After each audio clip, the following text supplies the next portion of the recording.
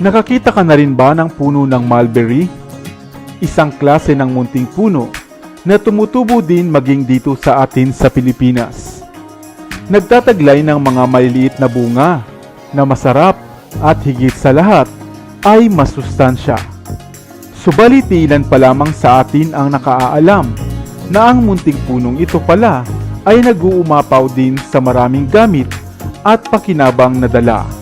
Lalo na nga sa mayroong mga karamdamang iniinda katulad ng sakit sa puso, diabetes, cancer, panlalabo ng paningin, ubo, lagnat, at maging problema sa blood sugar level. Kaya naman marapat na alam mo ito dahil hindi lamang pala ang bunga nito ang makakain mo, bagkus pati rin pala ang dahon, katawan at bulaklak nito. Ang mulberry o muros ay isang punong halaman buhat sa pamilya ng Muraceae, gaya ng langka at fig. Nagtataglay ito ng bilugang patilos na dahon at bunga na kulay puti o light yellow kapag hilaw pa at itim naman o pula kung mahinog na mayroong matamis at maasim na lasa. Kadalasan nga itong kinakain bilang prutas, ginagawang jellies, jam, pies, at pwede ring gawing gulaman. Subalit ilan pa lamang sa atin ang nakababatid na maging ang mga bulaklak pala nito ay maaaring kunin at gawing gulay o di kaya naman ay sangkap na gulay sa mga lutuin. Samantalang ang mga dahon naman nito ay pinaniniwalaang mahusay sa mayroong lagnat at mayroong ubo. Makatutulong din sa pagpapapayat ang pagkonsumo ng mulberry. At dahil mayaman nga ito sa antioxidant katulad ng flavonoids, anthocyanin, vitamin C, vitamin K at iron, kaya naman mainam din itong pampalinaw ng ating mga mata. Makatutulong din ito sa pagpapanatili ng normal at mababang level ng ating blood sugar na magiging sanhi ng pagkakaroon ng diabetes. Ang resveratrol naman itong tinataglay ay mahusay pala sa pagpapanatili ng magandang daloy ng dugo at mahusay sa kalusugan ng ating puso. Nakapagpapaganda din ito sa kalusugan ng ating tiyan o daloy ng metabolismo. At ayon pa nga sa pag-aaral, ay maaaring makatulong ito upang makaiwas tayo sa maagang pagkakaroon ng mga cancer o mga cancer cells. Kaya naman kung sakali na mayroon ngang ganitong puno sa inyong lugar ang iyong makita, bakit hindi mo ito subukang tikman? Masarap, masustansya, at marami pang pakinabang na dala. At higit sa lahat, ang mga bulaklak pala nito ay magugulay pa. Ikaw, nakatikim ka na ba ng prutas na mulberry? O nakakita ka na ng puno nito? Sana ay may bago kang natutunan sa videong ito. Iwan ka naman ng comment sa comment section sa ibaba. I-like at i-share mo na rin para naman sa kaalaman ng iba.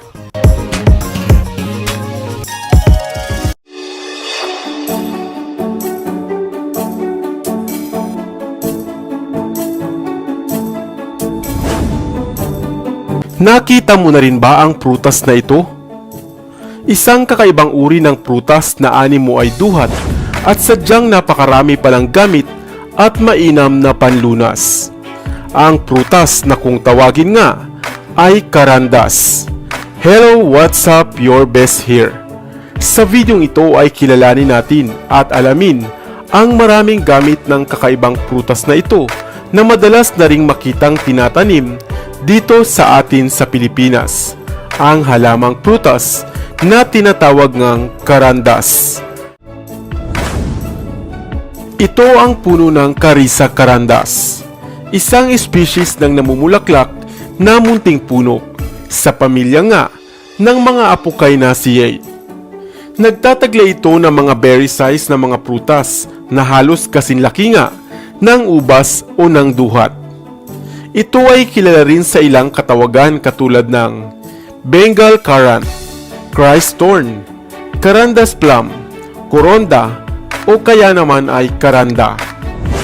Ang prutas na ito ay mapusyaw na kulay kalimbahin kapag hilaw pa at nagiging kulay lila o itim kung mahinog na at mayroong lasa na kahawig ng duhat o kaya naman ay ng bignay. Ang prutas ding ito ay karaniwang ginagamit bilang condiments o kaya naman ay sangkap sa paggawa ng Indian pickles at mabilis din kung tumubo sa kahit anong kondisyon ng panahon. Subalit batid mo ba na hindi lamang ito basta simpleng prutas sapagkat napakarami nitong pwedeng gamit at panlunas. Kaya naman halika at isa-isahin natin ang mga gamit ng prutas na karandas.